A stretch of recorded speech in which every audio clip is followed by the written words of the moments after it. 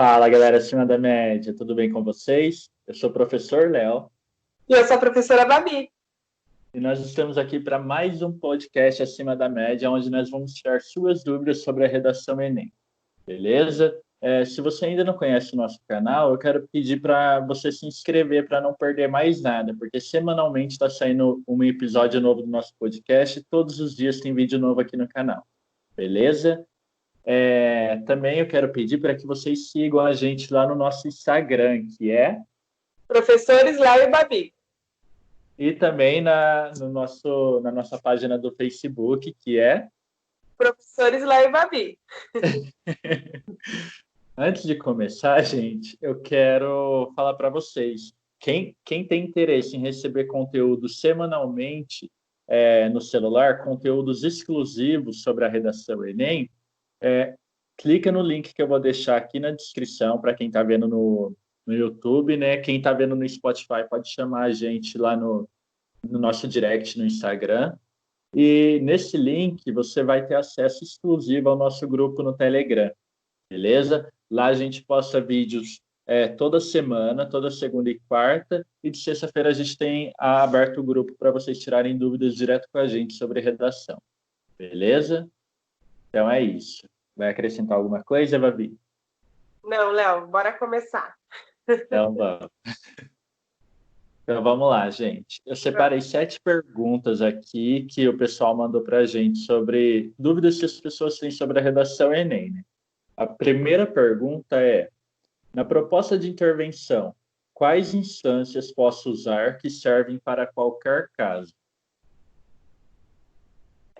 Eu já falei em algum outro podcast nosso que eu odeio esse negócio de qualquer caso. Coisa coringa. O que eu posso usar em qualquer... Não tem nada que você pode usar em qualquer lugar, sabe? Você precisa estudar bem os agentes interventores possíveis para uma proposta de intervenção, para que você não se embanane na hora. Agentes interventores que eu indico muito são os ministérios, né, do Poder Executivo. O Poder Executivo é o que executa as coisas aqui no nosso país. Então, o que eu indico para você estude o que cada um das 22 pastas de ministério, o que cada uma dessas pastas faz, onde cada uma dessas pastas atua, tá? Para você saber quem pode ser um bom agente interventor para o tema da redação. Porque, por exemplo, o Ministério da Mulher, da Família e dos Direitos Humanos não faz a mesma coisa que o Ministério do Meio Ambiente, sabe? Então, não tem como você pegar uma coisa coringa. E o que acontece? Eu posso usar o governo federal para qualquer coisa? Poder pode, mas é muito geral, é muito aberto, é muito abrangente. Então, estude cada um dos ministérios, estude os 3 poderes, para você decidir qual é o melhor para aquela sua proposta de intervenção daquele tema. Não fica presa nesse de geralzão, porque fica muito clichê. Sim, total. Sem falar que se a pessoa realmente quer bater a nota 1000, ela precisa ter a marca de autoria, né, Babi? Então, se ela estudou bem os ministérios, independente do tema que caia, ela vai saber exatamente qual utilizar ali pontualmente, né, para fazer a proposta de intervenção dela. Exatamente, exatamente. Vamos lá, continuando aqui. A segunda pergunta é: como eu cito livros na argumentação da redação? Eu, particularmente, prefiro que livros sejam citados na introdução, no alfa, literatura no geral, né? Mas também cabe na argumentação. Então, se for uma citação direta com as palavras do autor, você vai citar o nome do livro, o nome do autor, abre aspas, escreve o que o cara falou, fecha aspas, porque vai ser uma citação direta. Se você for fazer uma citação indireta, você vai parafrasear o que você entendeu daquele livro, daquele autor. Então, você também vai indicar o autor, você também vai indicar o livro, e aí você vai escrever com as suas palavras o que você quer inferir, o que você quer trazer para o seu texto daquele livro. Então, Se for citação direta, você vai escrever entre aspas. Se for citação indireta, vai parafrasear. Tranquilo, normal. Sim. E o mais comum de ser usado na argumentação, se for trazer algum livro ou algum autor, é mais as questões de filosofia, né? Alguma coisa assim para embasar o argumento, e não tanto a literatura em si. Sim, exatamente. Então, e aí cabe bem uma citação indireta, né? Cabe bem parafrasear o que o filósofo quis dizer, o que ele trouxe nas obras dele. Então, Exato. façam paráfrase. Então, vamos lá. Terceira pergunta, Babi. Como usar os textos motivadores? Então, no Enem, você precisa usar os textos motivadores para a sua redação.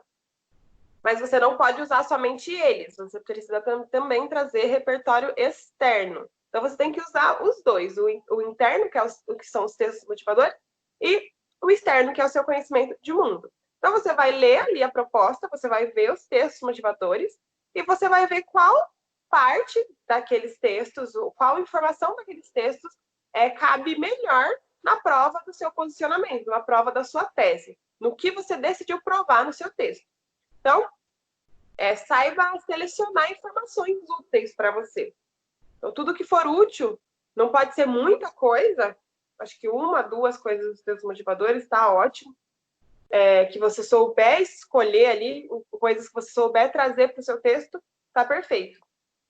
Então, tem que usar, mas não pode só usar os textos motivadores. Não pode, e também não pode fazer cópia, jamais. Você tem que saber fazer paráfrase daquilo.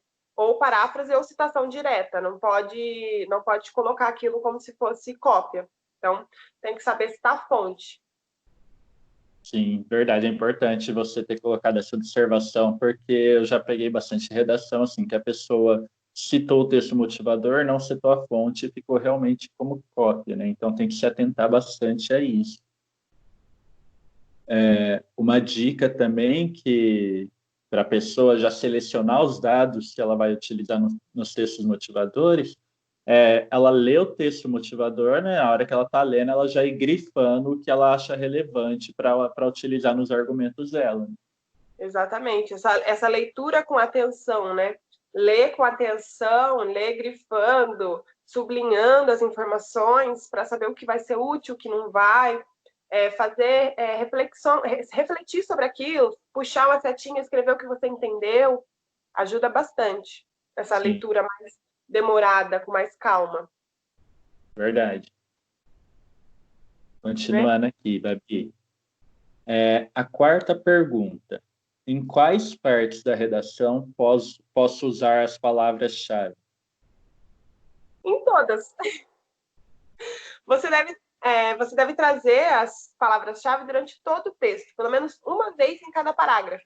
Então, lembra sempre de trazer ou as palavras-chave ou sinônimos dessas palavras em todos os parágrafos, porque você precisa mostrar para o seu corretor que você está seguindo a mesma linha de raciocínio o texto todo. Né? E na tese, como na tese tem que ter as palavras-chave, né? E você tem que provar e retomar a tese o texto todo, isso fica natural. Sim, boa.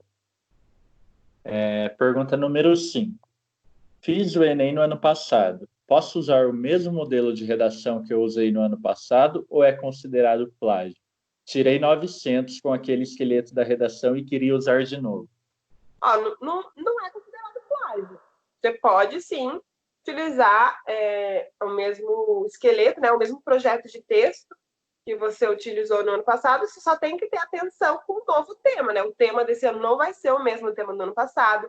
O repertório que você vai precisar usar esse ano não vai ser o mesmo repertório que você usou no ano passado. Os argumentos e a tese não serão os mesmos, muito menos a proposta de intervenção. Então, se você quer seguir o mesmo projeto de texto, a mesma linha de montagem do texto, tranquilo. Você só tem que se atentar ao conteúdo do texto mesmo, que vai ser completamente diferente. Né? Muito real. Sim, total. É importante você colocou uma questão importante, né, Babi? Tudo vai ser diferente, menos o projeto de texto. A micro, a macroestrutura não muda, independente do tema.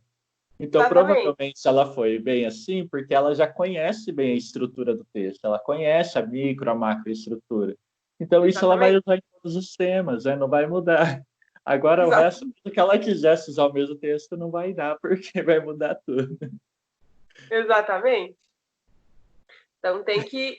É aquilo, projeto, a macro e a microestrutura, como você mesmo disse, eu quero usar a mesma estrutura. A estrutura do texto dissertativo é sempre a mesma, não tem para onde você fugir.